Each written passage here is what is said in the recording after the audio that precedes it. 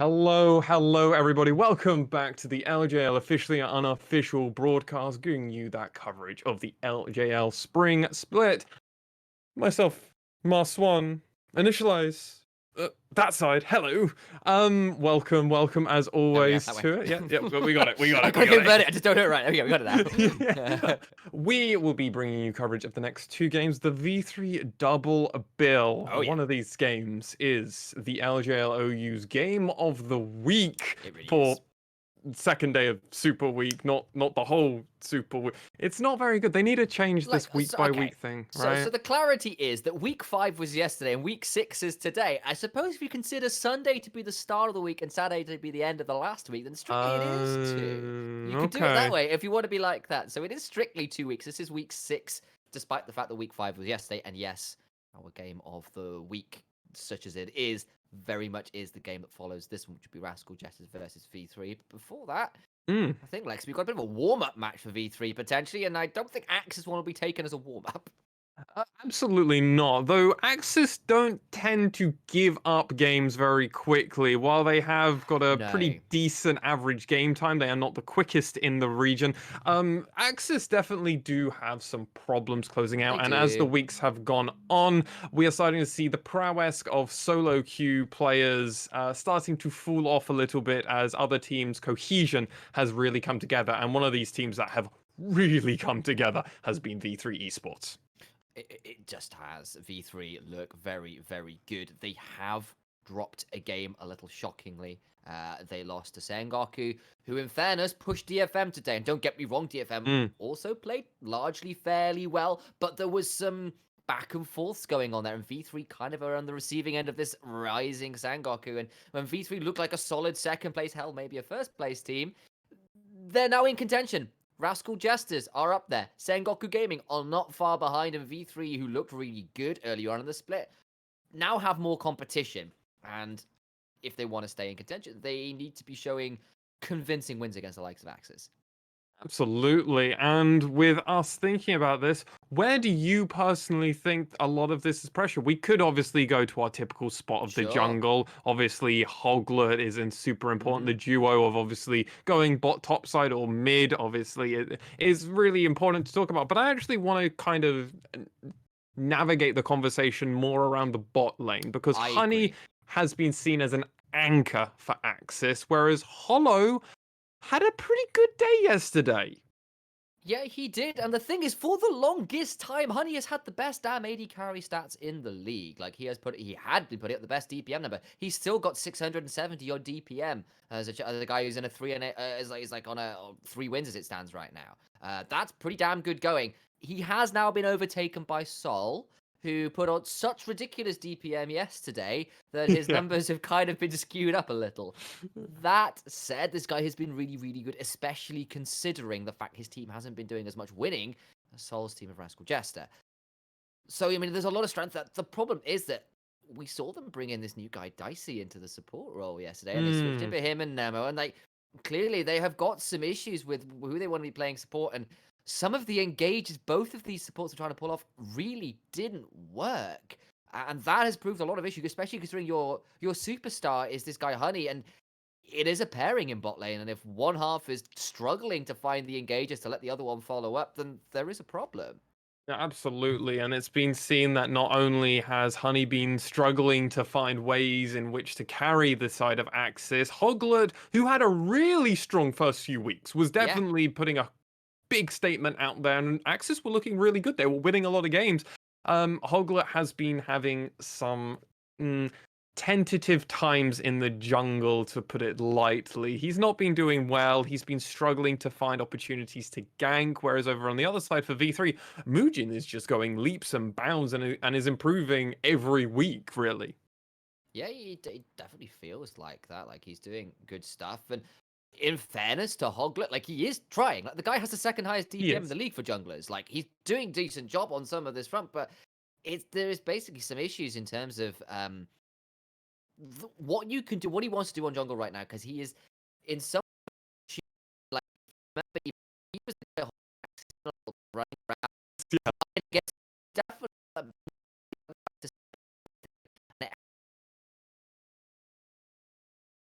always easy.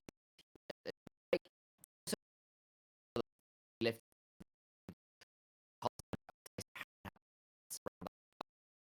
sometimes feels a little bit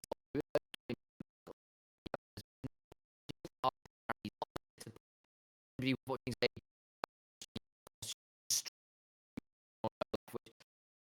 you kind of relying on Honey, and Megam is a little inconsistent in you, and Hoglet just doesn't seem to be quite getting over the line to be really hard carrying these games alongside. Well, just before we go into pick and ban phase, the question to you, Initialize, is with AXIZ on a 4-loss streak at the moment, is their time about to change, or is V3 Esports looking to pick up another W? We've talked a lot around triaging AXIZ's issues in this pregame, and the problem is there are issues. Whereas with V3 Esports, largely, they've just been very strong. I've seen one rough game out of COG yesterday, and apart from that, it's been pretty damn good across the board from these guys, so it has to go to V3 in this game. I will concur with you, and that means it's time to get to pick and ban phase. Patrick, wherever you're at, take us away. Yes, thank you, Patrick. The joys of having producers coming on in. Patrick, we love you to pieces. Thanks for giving us a hand today. It's been a long couple days for the both of us. You've been pulling full stints in both. So I'm well impressed. Hear this, Initialize. Yes. Oh, that was a necessary moment. We won't use that as an opportunity for branding or the likes, but we've got V3 Esports over on the blue side, AXIZ on the red. V3 have got COG, Mugen, Ace, Hollow, and Reiner making up their roster. For AXIZ, we've got Inno, Hoglet, Megumin from Scouting Grounds, Honey, and Nemo in the bot lane. Nemo. I got it. I am getting it. I am getting it. The problem is like you want to say it in that really sort of like English way of speaking. It's just not. It's the Japanese pronunciation. It's Nemo. It's not quite the the Pixar movie version of it. I'm not finding Nemo quite yet.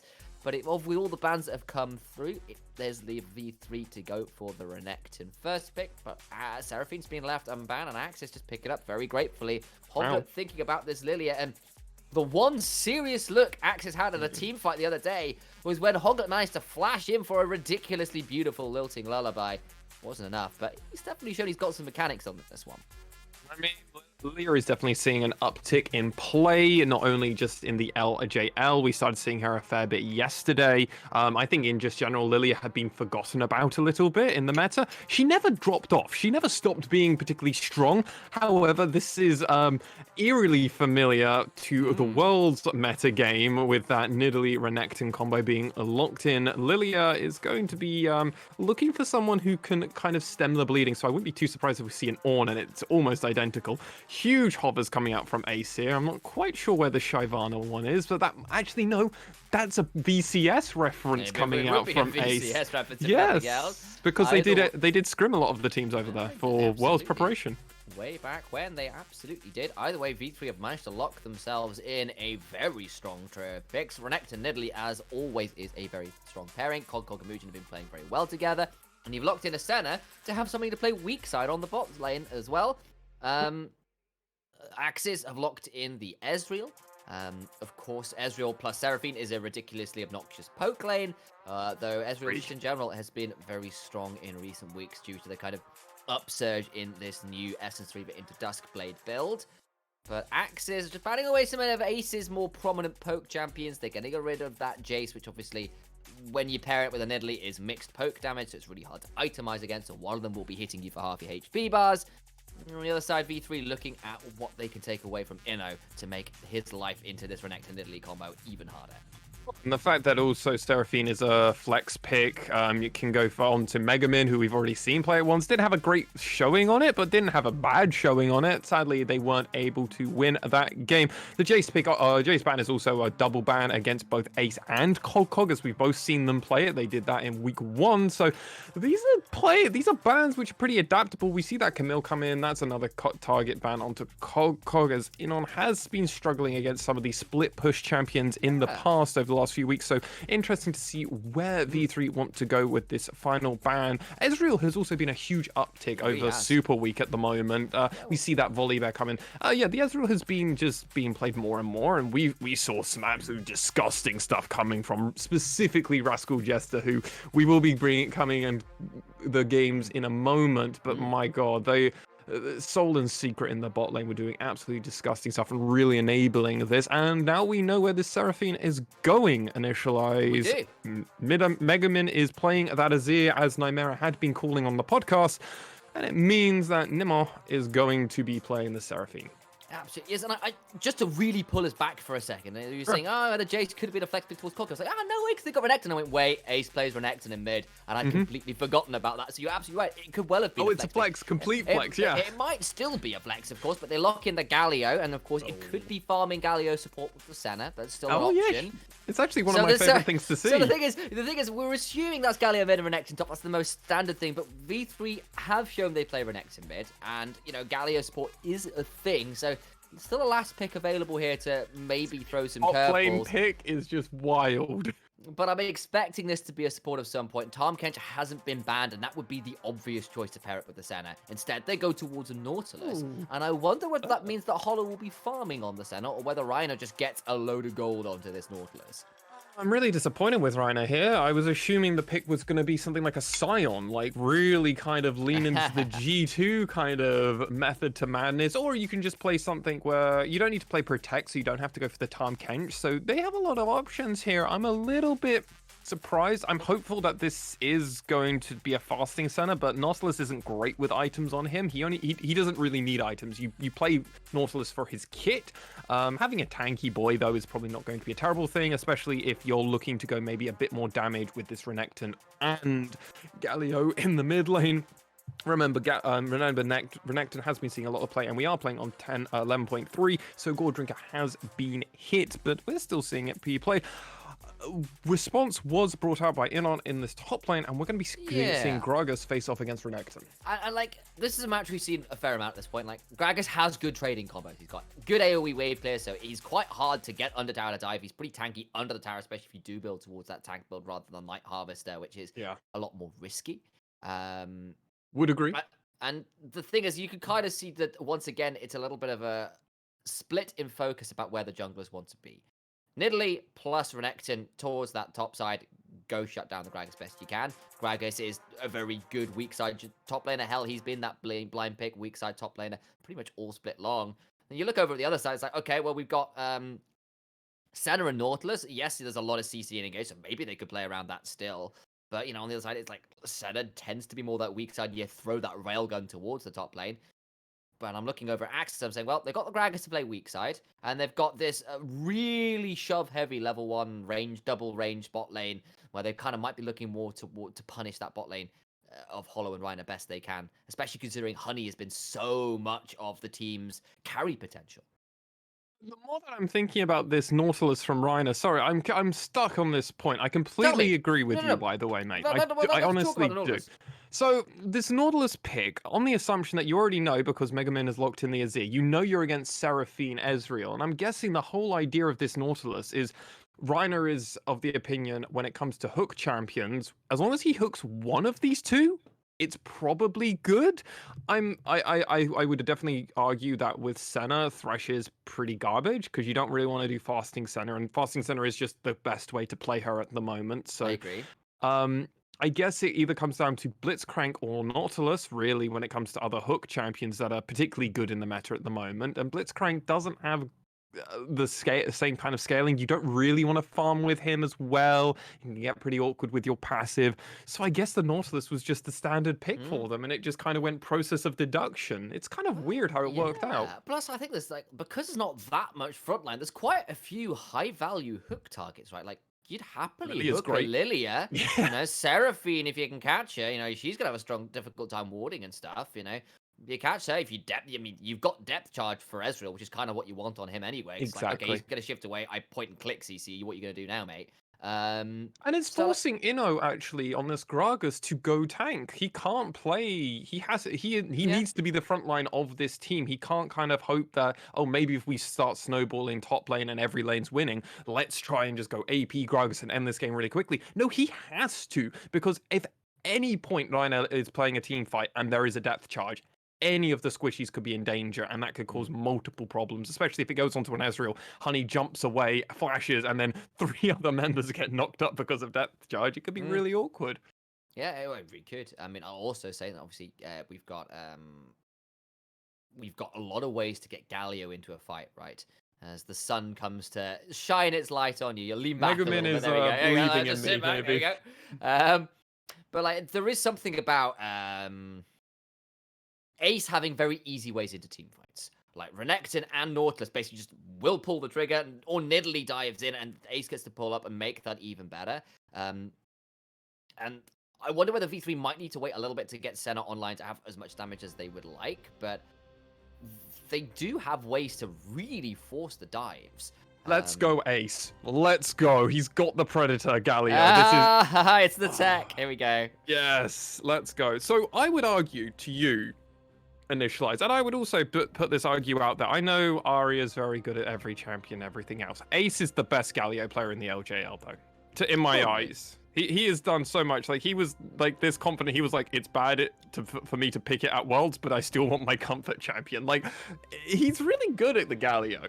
Yeah, he's a very, very good guy. I'm trying to think if there's anybody else. Maybe one of the support players. We've had one or two support Galios who've been very good over the years as well. True. But I tend to agree, Ace is probably, if not, like, at least in contention, if not the best. I agree. Yeah, I mean, I think if I said Galio player in LJL, you would probably index first onto Ace, I think maybe? Ace is probably I think Ace is probably the first call. Yeah, I kind of agree. He might not be the best, maybe. I understand what you're saying, but he's definitely maybe the most... I think he's definitely got an argument for it. He's got fantastic stuff. Probably is, honestly. Well, and also, when you look at this, the more I appreciate this, the more I love this draft that V3 have done, because look at it. We all know the Nidalee and Renekton combo. It's a history made in time. We've known this since season 8, season 7 meta. It's been going on for that. It's been going on for so long. It's been so good. Galio is also great for setting up for Nidalee because guess what? He has the hero's entrance. He can just walk in, knock up, taunt, and then it becomes really easy for a Nidalee to land a spear, pounce in, and so much damage can come over with that electrocute proc. Cog has decided to go for this Conqueror, and Blitzcrank San actually thinks that when it comes down to, I'm guessing, just pick and ban and we take off all of this other nameplates and everything, that AXIZ have a 1% lead. The thing is, I can sort of see it in some ways because obviously Gragas is just very good at the moment, and you got Seraphine Ezreal. It's just such an obnoxious lane. Like, if you fail on your dive to blow up either of these guys, they will sustain and get out and make your life really, really difficult. And also, diving into Seraphine, right? You know, on-call makes that really tricky. You've got an Emperor's Divide as well to try and shove people away. Like, there are a fair few decent disengage tools for AXIZ with the cask as well. So like I understand that AXIZ, like, for all that they are squishy, and if they do get caught out, they're in trouble. There are a lot of ways to make sure that getting caught out is more tricky than perhaps it seems on paper, or at least on first glance. Yeah, and I mean, early game, everybody's squishy, so it doesn't matter if you're Nautilus, it doesn't matter who you are, everybody's squishy for the first 5 minutes or so. We've seen the amount of tanks where we're like, oh yeah, Ornn, and let's just see level 1 team fights happening. I'm thinking of Worlds, and then suddenly everybody and their mother dies. It's like, oh, actually, it was fine. This is actually going to be a fasting center, and Cog and, you know, are just, yeah, they're just slapping around at each other like normal. But yeah, off point of note, this is going to be Reiner. Yeah, it's fasting center because of the support item coming out. We've got the sickle coming out. The spectral sickle, indeed it is. That also means I'm going to be curious for Reiner what kind of build he goes towards on the Nautilus. Is this going to be like, do we get AP into tank? Do we get pure tank? Like, what's he going to do? Because you can't, like, I mean, AP Nautilus, look at Doinby. He won Worlds with that kind of thing. It's definitely doable. We've got a bit of a scuffle in mid lane, though, as both junglers are here trying to get a shove out for Megamin. Muujin's going to come forward. They're looking for the taunt. The shuffle is there. Megamin does get away from the spear. And Hoglet is around to make this a little bit more even. Ooh, spear missing just again. Pixel perfect precision is required in some of these spots, and Megamin could have given over first blood so easily as, oh, Muujin, that's rude, buddy. You can't just steal someone's chickens. He takes the big chicken, but Hoglet got the smaller ones. But Muujin's not done yet. He's still continuing to make Hoglet's life really irritating. He's like, I just want to take my Krugs. Ace is roaming over as well. And Megamin, I apologize, is caught under tower. Inno as well is getting shoved in. And I don't know how easily Hoglet's going to find to get this one. Muujin trying to dance away from some of these best he can. The smite comes through for Hoglet to make sure that's not as easily stolen away as he can. So he secures most of the camp, though Muujin does make his life a little tricky. And I mean, this was just them applying the pressure. They know that Inno has no mana here, so he can't really come and defend his jungler. He can only really use his body. Kog'Kog had lane priority, and Ace was already had pushed out Megaman, who also has no mana. So this was just full wave control, and we've seen this. This is honestly super textbook V3. This is what they were doing in summer with just a slightly different roster of characters, and now that those characters have been swapped out, they've gotten people that can do the exact same kind of thing, and it's going even better for them. I've got to call out a slight spoiler as well here, because XP levels are a little way ahead of the game, because everybody's still level 5s, and they're all talking about people ending up at level 7. So I think that counter might be a touch ahead of the game. Yeah, I agree with you, though. I was saying that Kog'Kog was 6. I was like, well, I think that Inno might just be dead at one point. That's amazing. I was like, hang on, what's going on here? How did this happen? Your guess is as good as mine, but thankfully, while it is a blast from the past, our video feed, it doesn't mean that what on-screen graphics are is always going to be correct. Thankfully, we're not in charge of that. If it was in charge, well, it might not always be perfect, because if I'm left in charge of graphics, buddy. We've all been there. I know what happens when I'm in charge of graphics and it doesn't look good. We had a producer Reed on yesterday who was offering some interesting anime-style graphics for us all. The IIRs were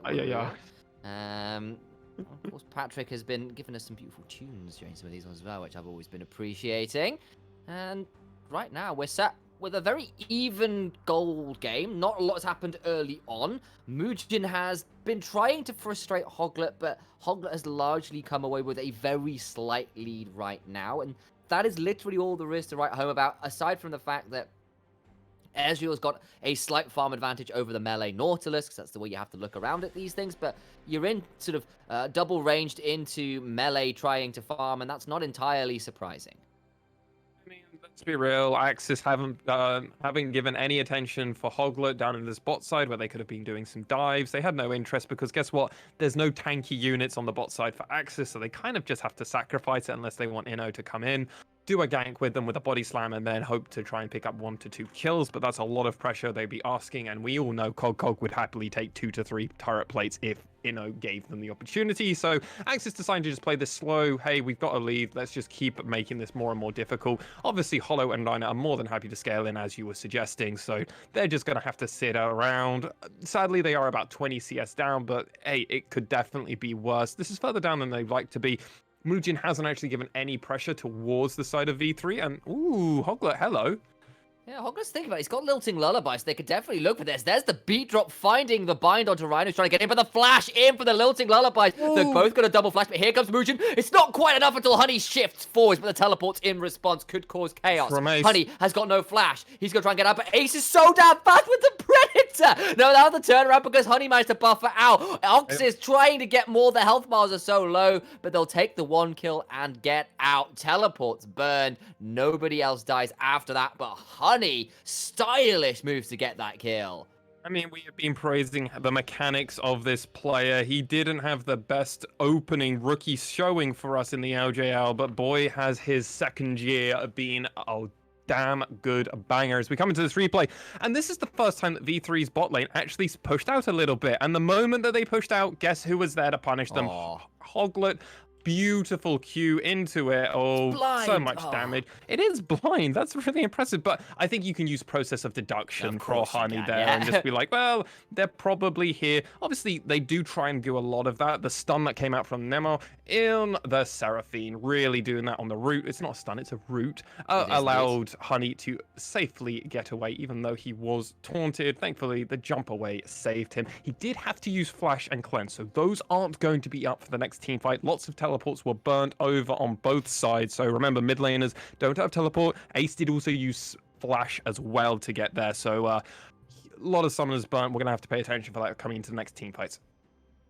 V3 have reset though and headed over towards this Rift Tower. There doesn't seem to be all that much in the way of trade for AXIZ right now. You can see there's a ward on the dragon, so V3 know that's not being started. Hoglet's up by Krugs anyway, so that's just the clean take at the Herald for V3, and bit of a frustration for them. AXIZ up about 1,000 gold though, and yeah, it was really good stuff from Honey and Nemo. finding the picks there as it was. I think they were almost at getting a couple more kills there. The health bars definitely not quite there as Honey stings a little with that True Shot Barrage right now. It has to be said. And I've also got to give credit to Hoglet. That was a great gank. He's done very well to save himself from the pressure that Mugen's put forward. And we've said this guy has been putting good numbers. It's just not been quite enough, partly through team comps, partly through the way the games are played. But that's a great way to start. Don't allow Mugen to get the leads he was looking for necessarily. Find the good gank. Perhaps the difference here, though, is that Mugen did manage to sneak away and get that Herald, though, which could turn things back around. I want to highlight one thing. Reiner has been doing amazing, but Mugen's hiding. No. The Renekton Nidalee combo hadn't been used yet. It was 10 minutes in. But that's a decent explosive cast, making things difficult, and they won't quite be able to get the full combo down. Too tanky. Another spear being lifted by Mugen. That's the third one, which could have been another kill. Mugen potentially missed out on 3 separate kills because of these spears going a little wide. Bit awkward, but now V3 have to make the decision. Do they want to go for this turret or not? Hoglet's come down bot. They do want to come down here, but remember, Ace has got ult, so he might be able to come and do something, but he's kind of trapped under his tower. So instead, I think they will lose first turret, though. Will AXIZ in that top side. It does go down. They'll try and trade it in bot side as quick as they can, but Ace is roaming down to try and make this more difficult. It will be a 3v3. It'll be a teleport in from Reiner. He'll be coming back from base. He did get chunked out earlier on. Does get that. They only get the 2 plates, and V3 find a nice little series of plays. And you're right, Mugen missed the second spear. The problem was he was in the bush, so that first spear didn't really have the range to get the damage down that he would like. And, just too tanky at that point. That's always the deal with Nidalee. That's just, once you start not having roots and stuff, spears become significantly less guaranteed. Though, walking too far forwards here might do exactly that. He walked into them, are you sure, buddy? He's got flash, still might need to use it. There it is, going forward, slice, dice. And does get out, but it's a flash down after he kind of face-checked the bush there and found the Nidalee and the Renekton. Hogcog wanted to go back, but you invited him to stay just a moment longer. No, I insist, Hogcog, have an extra wave. Why not? Another point that I also want to say is Reiner has been playing this really well so far. He specifically hasn't died, and his ability to dodge some of these fancy footsteps has been really good. I think you've just cast it. He's just trying to find his way out. Hoglet basically body blocked him. The shield's coming through there. Here comes the turnaround. No way! He went golden and bought enough time. And the railgun plus the hero's entrance make that way more difficult than it had to be. Reiner gets out, and it wasn't a curse. It was a blessing. Well done, Maswan. Pleasure as always, and that's why we highlighted this Galio. If you don't always expect a Galio ultimate to just be there in a moment's notice, Ace will be there. This is partly why he is playing this Predator, so he can get closer to lane, so he can do lane gank stuff. But hey, he has the ultimate. He will go all around this map and wait for someone to give him the level of disrespect where they just don't assume he'll be there. He will, of course, be coming in. However, this does now mean that all of the turrets that V3 currently have, being knocked on, specifically the bot side, are going to need a little bit more help because there isn't the threat of the Galio. As the last embrace lands onto Honey, replete with Louis Vuitton symbols, but not going to amount to all that much. And it looked so good for a moment. It's like, right, this guy's not tanky. I've got the lilting lullaby. But it just took them way longer than they were expecting to kill him. And Honey wasn't quite in range early on. And it meant that it was just enough time for Hollow to pop the ultimate, Ace to pop the ultimate. And that's the deal with V3's comp. They've got 3 teleports plus 2 global ultimates.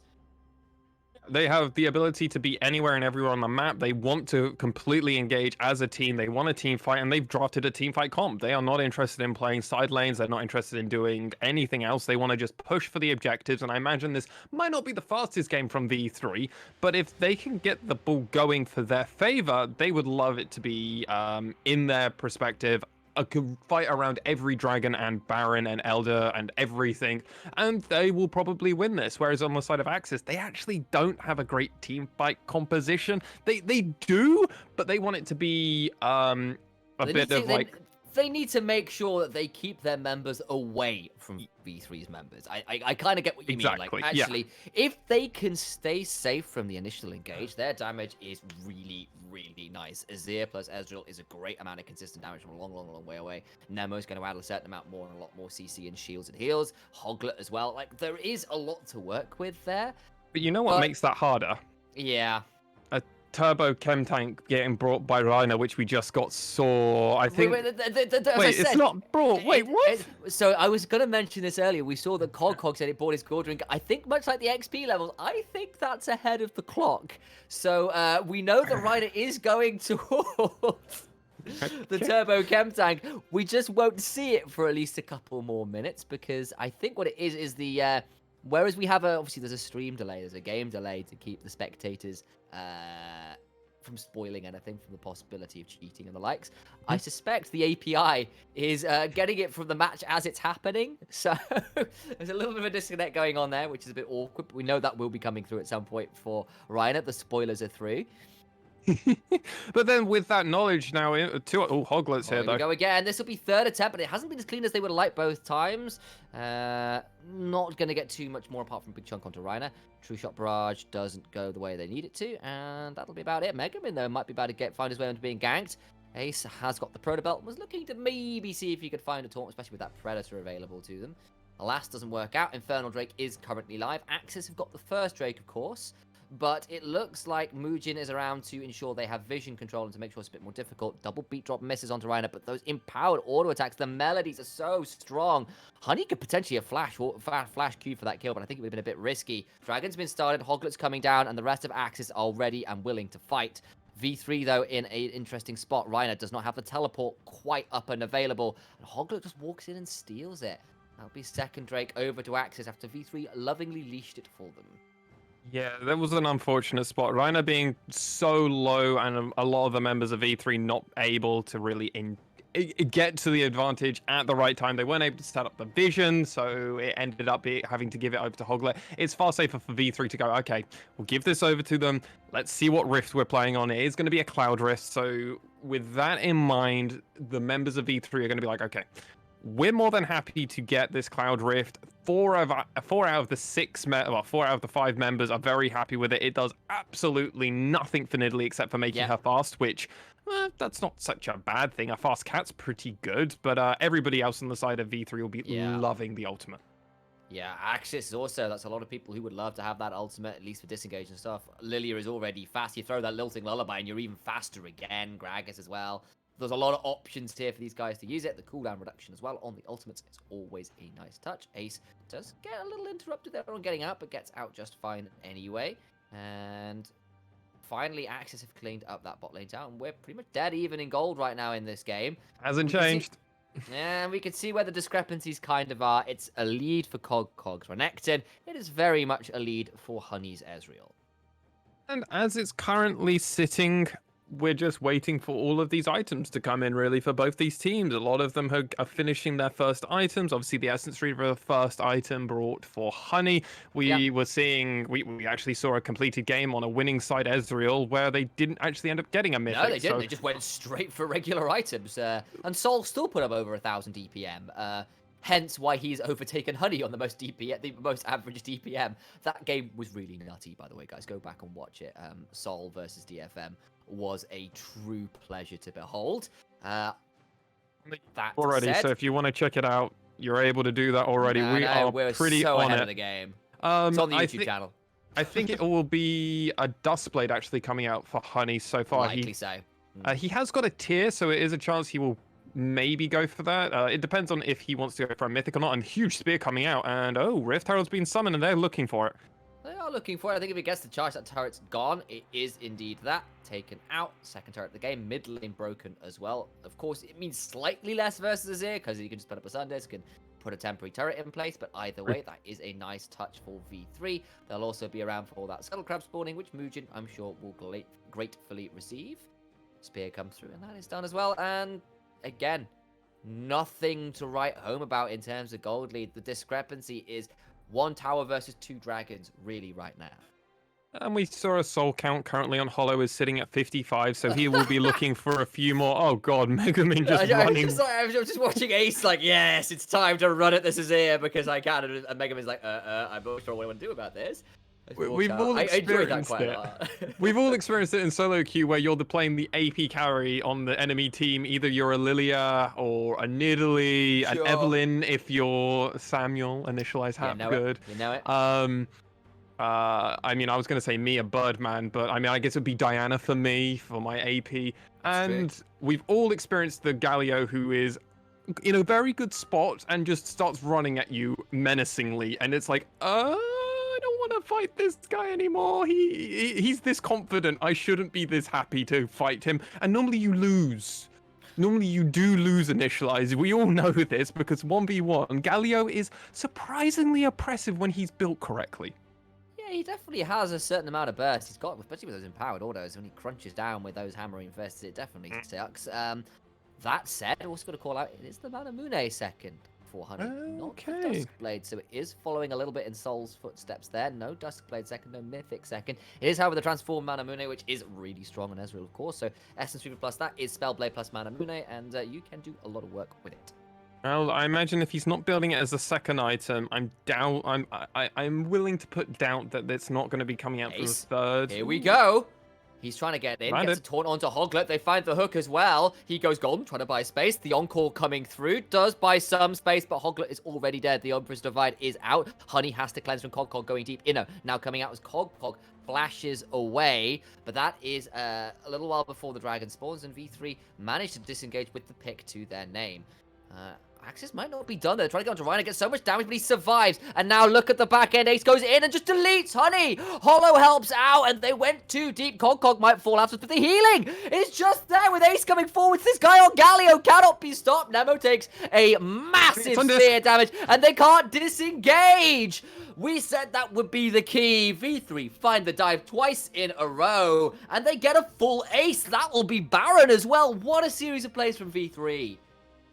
We took one opportunity, but Ace was able to find it and began that whole engage with that taunt coming out with Predator. Cog was playing really good spacing awareness around the team fight, and the moment that AXZ thought, hey, I think we're catching them out, guys, it was never actually you. It was always a bait, and V3 Esports knew exactly what they're doing. True Stop Barrage comes over, does some decent damage still. Honey definitely outputting it, but it's not going to be enough. Baron has been secured, initialized. Hoglet's taking the consolation prize of this dragon. And what a spot for Ace to come in and land that. This hook into combo is beautiful. Obviously, Nemo having to use the Encore there really actually prevents any form of re-engage that AXZ will have. So when they realize they're getting this, they're getting the chase on, it's like, okay, we don't have Encore. We don't have a lot of the engage that we have. If you look at the ultimates at the bottom of the screen, only Gragas has the ultimate there. So when they land this on Rhino, it's like, yeah, but Rhino's a tank. Yes, he has a lot of gold into him. It doesn't matter. And now the members of AXZ are all over the place. They're completely scattered. And the turret that they're playing around is a Sundisk. It's not an actual turret. This is a lot less damage output, and the members of V3 can more than happily carry it and tank it, and they do. What a superb performance. I've also got to really call out Muujin in that fight. He missed one spear in that fight and hit 7. Absolutely eviscerated people with the damage in that one. I might have miscounted, it might have been 6, but either way, lots and lots of damage. It's what got Honey in the end. And, you know, that kind of performance is why we've been praising this guy all split long. He's been right up there with the likes of Hatcher Metcher, with Steel. Now, I suppose, with Crash is probably not a bad person to be considering alongside. And Muujin on this Nidalee is definitely doing a hell of a lot of work. Has gone towards a Banshee's Veil second to make it even harder for him to fall down and make it a little bit easier for him to dive in. Stop watching inventory as well. And I kind of approve. Hoglet just tanked one spear, and that's a full range spear from max difference, and that's what Hoglet's health is. Sorry, I winced the moment I saw that. And I think that's not a Lich Bane, that's defensive item second. Ouch, Banshee Veil built, and that's how much damage Muujin does. That's not a good spot to be in. And there's also a level disparity between both mid laners, junglers, top laners. This is going to be a burn that we've seen from V3, where they just slowly keep turning that wrench further and further. It's tightening up, and you can already see it on the map with how it's going a 1-3-1 comp at the moment. The thing is, there is so many ways for V3 for AXZ to disengage, don't get me wrong, but none of their members are able to tank the poke. They've got Inno, and that is it, really. Everybody else does not want to take a Nidalee Spear. And that is partly what's hurting them as much as anything else, because they want to kind of stand and disengage as best they can, but Muujin is making their lives so difficult right now on this Nidalee. forcing Honey down about half HP as well, despite the fact that Honey was looking so dominant in the early game, was crushing that lane down the bottom. Was, I think, probably a little unlucky not to pick up only the one kill down there. I think Reiner playing it to the wire in a number of fights, managing to get out alive, mostly, aside from the one. Actually, he hasn't even died this entire game, so I take that back. He has not died yet. So it's like, okay, so at this point, what do AXZ do? They are down 7,500 gold. They have got Soul Point at least, but they lost so much off this last series of plays off that Baron that they're in a very, very difficult position, and that so many of these members are going to sting. That's a third item in for this Nidalee that's already causing so much damage. And, you know, Ace is already pretty strong, and yes, maybe it's not the highest damage comp from V3 until Senna really gets rolling, but if you let them get this far ahead, they'll certainly have enough damage between the champions they've got right now. Yeah, and that's just how it currently is. AXZ are already 8k down at the moment in this scale. They're almost 8k down. They're 7.5k down. That is the kind of lead when you're at 25 minutes into a game. Most people stop paying attention. Sadly, it's true as it is. However, AXZ actually still do have a lifeline in this game. Guess what that lifeline is? Is it called Honey? Dragon. Ah, Dragon, of course. Yeah, that's also a good choice. Yeah, no, that's actually a really good choice. The Soul is definitely a win condition here. You're right. Might have lost you briefly there for a second. I think I'm lagging. He's lagging a little bit. That's fine. I'll hold on for a second, and we'll see where things are going. Inno is kind of trying to hold on to this wave, and V3 just full court press, trying to shove it in every way at once. They've got the 1-3-1 going. They've got a lot of teleports going. Reiner has roamed around to try and get onto Mega, but is shifting away. But there's the hook. Depth charge doesn't come down, but the Emperor's Divide is popped anyway. So basic ability for ultimate, you definitely take that. Just seeing where things are at. Sounds like Mass1's still lagging a little bit, so we'll see where he's at. I'll keep talking until he mentions he's back in the game. That leaves you with my beautiful tones to tell you how this one's all working out. Honey and Nemo trying to hold on in the mid lane as this 1-3-1 continues to be shoved up by V3. They've got so many ways to get across the map. Very difficult for AXZ to break it apart. They desperately need to probably find maybe Nemo looking for a pick, perhaps, because they don't have the easiest engage choices. They can find a Lilting Lullaby or a Charm from the Seraphine, then maybe they have some options. Of course, Gragas has a few as well. But, you know, there's no Leona in this game. There's no, who else? The Rel, I suppose, is the other big ticket engage support alongside Alistair right now. V3, with all the pressure they have on the map, they just get to shove up and stop the Soul from being claimed by AXZ. That's their first dragon of the game. It does give AXZ some breathing room to try and shove out and get a little bit of vision in their red side jungle to make the approach to Baron from their end a little bit easier. A lot of zombie wards now around and about in that jungle. And Initialize, I am back to save you from being on your own for too much longer. Solo casting isn't always the most amount of fun, but I think everyone has to do it at one point or another. Oh, you know it. Absolutely. Now that's really interesting because I got to see the dragon go down, and I'm like, okay, well, AXZ clearly weren't going to fight, and the decision has been made by AXZ right here, right now, that they aren't going to fight. They are going to wait for V3 to hit Dragon Soul Point, and then they'll fight. Oh, Honey just getting caught out by a bit by the center there with the slows coming through. We'd love to talk about Mugen's items in a second, but I think he's just trying to find so much damage. The Hogler just wins that 1v1 straight out. Needs to find one more spear. It is sidestepped, but Cogcog is teleported in with dominance. Flashes over the wall, trying to get into the backside. Megamin does get the shuffle out, but it's not going to be for long enough. And Mugen picks up another kill. Cogcog picks up the second of the fight, and this is a rampage. It is a rout, and AXZ are fleeing. Honey is trying to buy space. He's got damage. He might be able to get Ace here hopping away, buying space and time, but he is down. Flash down. Claire's trying to buy some space. Bodges the spear, but he will eventually fall to Mugen, who's got a second Verdant Barrier in inventory. He's got Banshees plus Verdant. What?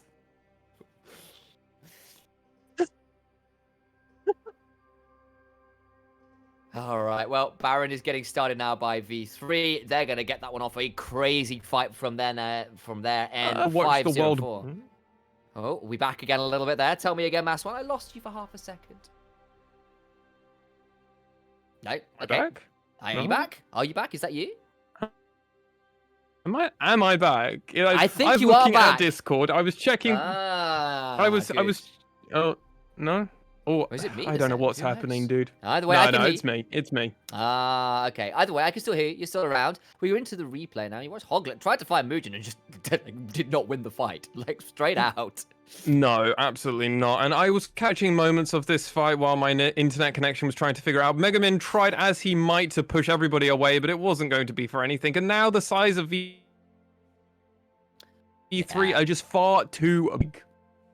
Yeah, it is. And then Honey, like, he does a fair amount of dancing away in this 1 versus 4. And he does some damage, but Mugen just throws down the challenge. Might miss the spear shot, but it's just too much. And with Hollow there to back up some more autos, there's only so much you can do.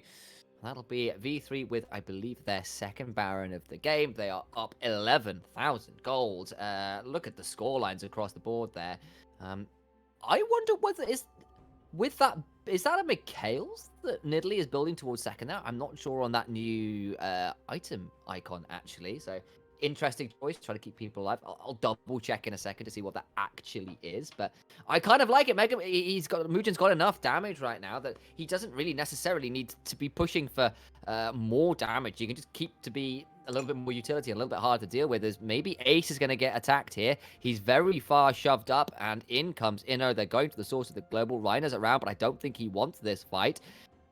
Lilting Lullaby comes down. The encore is there, but goes golden as Ace. In the backside is Tanky. Survives for now, but Hoglet just goes down, gets rooted in place. Survives just about, but here comes Cog. He's going to slice. Won't quite find it, though. And now the Heroic Heroes entrance goes under tower. Honey gets a kill onto the Nautilus, but that is traded back by Senna getting Lilia. Hollow goes down. Honey gets that one with the help of Nemo, who secures it. And in the end, that is a 2-for-1 in favor of AXIZ, who kind of catch V3 a little bit too far shoved up, and then the re-engage. Definitely a little overeager from V3. Hugely overeager. I believe I fixed some of my internet problems, so we'll have to find out if that's all good and dandy. But this was a big point when the moment that Ace ulted onto Cog to try and give him that back. And yeah, you could see it here. The teleports comes through, and it kind of all falls apart from here. Reiner's around, but everyone else is just a little bit slower. And at this point, it gets really close. Like, look at some of the health. Like, I'm sure, I genuinely thought Hoglet was dead straight away. I thought, was inches away from dead. And both of these guys limp away. And then Cog comes through, and you think you've got them right, Mass One. Yeah, absolutely, but then watch this. Now everybody on the side of AXIZ goes, wait, we can just dive the front line now because they have no front line to actually defend it. Hollow gets completely left alone. He can't output the damage that he has been outputting in so many of these different team fights. And then the fact that the rest of the members are like, yeah, we kind of forgot about our carry. We kind of need to help him. Mugen was nowhere near the rest of the backline, so they just got deleted on, and Reiner and Hollow just kind of go, guys, why'd you leave us? Why'd you go all the way into the back line? They didn't need to do that, and now Ace is getting ganked on. He's going to call the teleport back, but there's so many teleports. It happens all the time. Now, Ace is maybe going to try and turn from with Reiner stepping forwards. Does land the dredge line onto Megamin, who will fall down to Ace. Gets taunted in place. Now, Hoglet trying to get out, but he's got no flash. Has got the Zonyas, but it will only buy a short amount of time. Double kill to Ace, who baits them all into coming too far deep. And now, Honey might try and find a pick onto Mugen here. He's got a lot of healing, got a lot of shielding, and he's got Ace coming forwards. Goes golden as well. That is a lot of ultimates burn, but now Honey might be in a spot of bother. Nemo also getting caught up, but has a blast cone to get away. Think this will be a little bit of a disengage unless Reiner lands the dredge line. But Honey, smart enough to not pop his arcane shift too early. But Cog's been shoving in the bot side. Now he's getting aggressed on. There is Inno with the explosive cast. Slams forward. Honey has turned up as well. And I wonder whether Cog in the 1v3 is able to come back in. He's still being very aggressive. Of course, he's got Dominus popped, and all the while, V3 shove in mid. They shove in top. They'll get both inhibitor towers. They might even get both inhibitors here. As AXIZ kind of being pulled apart by the 1-3-1 of the global power of V3. They tried to go to the source of the global. It's the right call, but they don't have enough damage. And there's more than enough globals to go to wherever you are on the map. Absolutely, and that was V3 Esports picking apart the side of AXIZ. The moment that the greed of AXIZ, where they're like, hey, let's try and get Cog. We can probably kill him. No, pop the Dominus. I'm going to waste as much time. The call probably was happening in the voice chat, where they were just like, just pull him if you have to die. This is worth, because we're getting turrets, we're getting top, we're going to get inhibs. Like, everything here is great. We've already got the bot and turret, so we don't need the turret. If we can get the inhibitor when you push in, that's great. But guess what? We actually would prefer it not to get the bot turret, because guess what's coming up? Dragon. We don't want the side of AXZ being around the bot side, so we're not going to get that inhibitor. We're going to leave that one up. We'll get the dragon, and Flash Ace is looking in for double taunt. The winds of war take half the HP of Nemo and Hoglet. Level 18 Ace. Cog comes in for the flank, and 2 members are dead. They were trying to get some control around Baron, and V3 just pull the global trigger one more time. Ace just runs them down. 15 kills to 3. AXZ being shoved back into the base, and surely that will be the shove to end from V3. It's Megamin, Honey, and Inno desperately staying alive, trying to do what they can to hold on to their base and this game. Can they do it, though, is what we have to ask ourselves. Ace shoves in the top. All inhibitors are now down. Honey takes a spear to the face, and most of his health bar disappears for a moment. He takes a Winds of War, and it's kind of stat in it. It has to arcane shift away from that Dawning Shadow as well. Two-shot barrage comes across as well and takes off only the magic damage shield, really, as Honey gets hooked, has got cleanse and gets away. Now, Inno in the front line, and look who is respawned. It is Nemo. He's got Encore available, can maybe look for something as Inno lands the explosive cast to take out Reiner finally. He is dead, but it's only 1 member dead. They are in a shattered base with only 2 structures remaining outside of the Nexus. The teleport's coming through. This is their chance to try it and maybe end it. They want to get a fight here to get themselves out. Out goes Ace because he's got a heroic entrance. He survives, and they just don't have the CC to interrupt him. Cog escapes as well, and AXZ pulled the trigger to try and get something, and instead they're going to have their base teleported into, and AXZ are caught out. I appreciate the attempt to not go quietly into the night, but it is going to instead be fireworks and their own base burning down that lights up the night instead. Megamin is back holding space. Ace's teleport will not allow them to take the towers, but AXZ and V3 back and forth across the map with various teleports and engages. And instead, AXZ back towards this Baron. It's not done yet, Mass Swan. No, I mean, the moment that Ace did that, Megamin immediately responded and matched the teleportation. His whole team were defending him, but even then, they're still losing a turret. And you guys can't do this Baron because Muujin spears are just too big. Not again! Oh my day, Muujin has just been absolutely heat-seeking this late into the game. He's continuing to cause damage and frustration and stop the easy backs. The teleport's coming in. They're getting corralled. It is still a numbers disadvantage. Megamin is coming over, but he might be too little, too late. The depth charge comes through and knocks everybody up. Muujin executes Honey. He goes down, and his health bar is shrunk this time. No need for Rick Moranis to get involved. Ace gets another. So does the Nidalee, and it's a double for Muujin. It's only Cog that is dead, and Megamin with a tiny bit of HP remaining, and 1 Nexus turret dodges away from the railgun, not quite far enough on the fountain to get that damage, and instead, V3 come out in a very convincing win, despite some nice plays from V3, from AXZ in the early game, and Muujin doesn't even die. What a performance there from V3 Esports. It wasn't a dominant early game like we have seen from them, but boy, were they able to close that one out, and it looked very convincing towards the midpoints of that game. It genuinely did. It was very even, pressure traded across the map, and then, well, V3 started doing V3 things, but we are going to go to a quick break, and when we come back, we'll have an analyst desk to really tear into the meat of how V3 got that victory.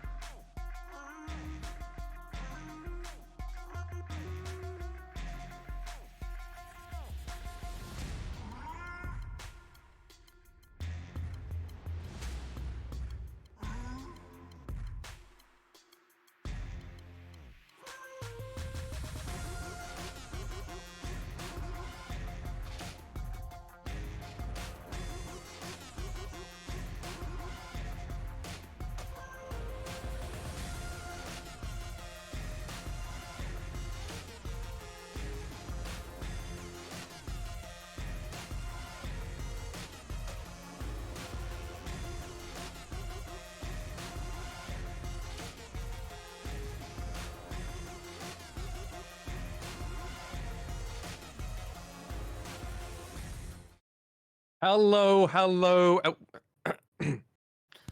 Dude, you've gone outside? How have you managed? This is an incredible setup. And that intense stare you're giving me right now is just amazing, man. My camera, ladies and gentlemen, has sadly overheated, I and love thus it. It's too long.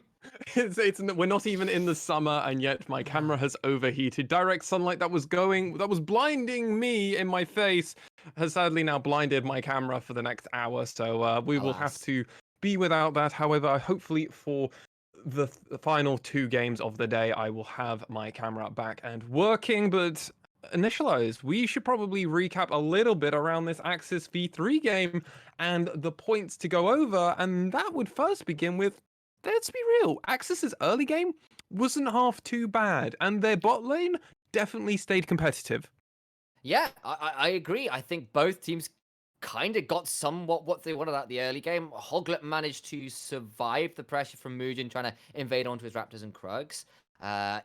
Didn't, and then but at the same time, Axis managed to get some advantages down bot lane while Mugen was focusing around top. And then both sides played the defensive end relatively well. Honey only got the one kill down bot when things looked like it was going crazy with all the teleports coming down, and Reiner managed to edge his way out. And the top side, didn't die to the Renekton and Nidalee combo as well. So it's like both these guys playing to their strength, both the opposing teams kind of recognizing that and not letting it get too far out of control. But while all that was happening, you saw Honey get a pretty serious lead because of the pressure. You saw Cog get a pretty serious lead out of the pressure. And that was kind of it for a while. It seemed relatively even.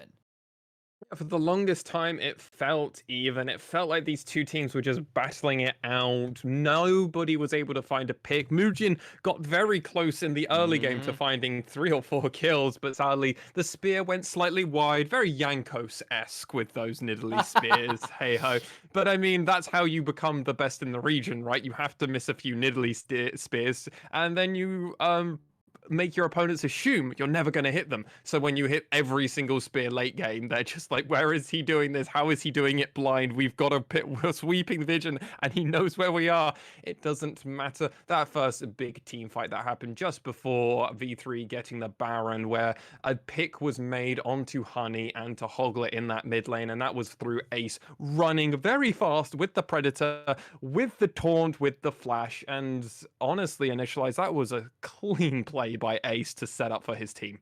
It genuinely was. He gets in, they get the one pick, and then honestly, AXZ do a very decent job of disengaging, and then they think, well, maybe these guys have overextended a bit. Gone quite deep, so had to flash out. There's still a chance to turn it around. Our Ezreal's still alive, our Azir is still alive. These guys have a load of damage. We can turn this around, especially now they've burnt a load of their ultimates.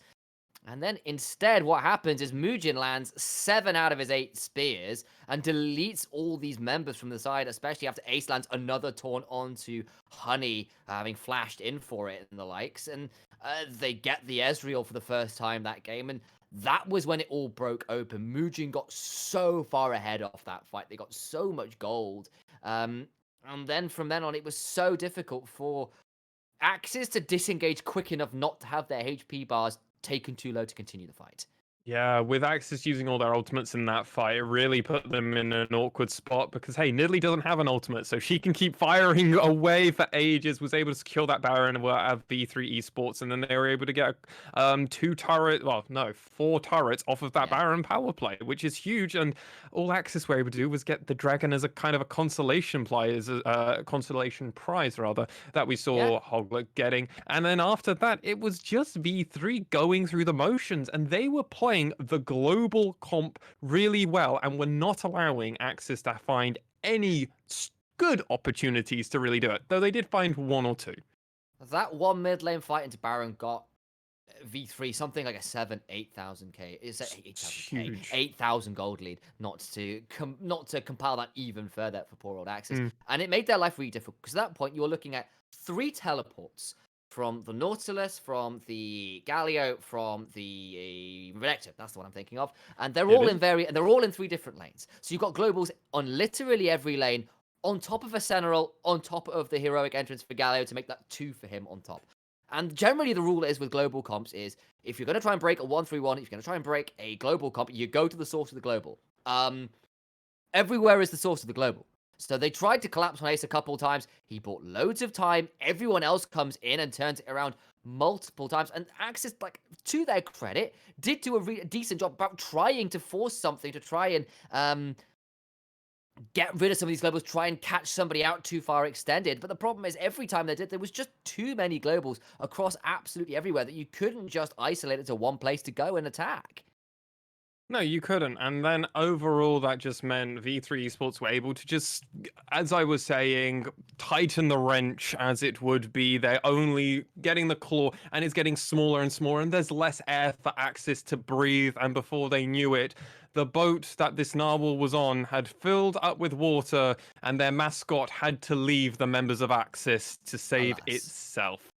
But with that said, we do get to see another game from both these teams, so maybe AXZ can redeem themselves, or can V3 go 2-0 in Super Week and day 2 of Super Week, rather. We'll have to find out, as right after this break, ladies and gentlemen, we will be seeing Rascal Jester facing off in V3 Sports in the LJLOU's Game of the Week. You won't want to miss this one.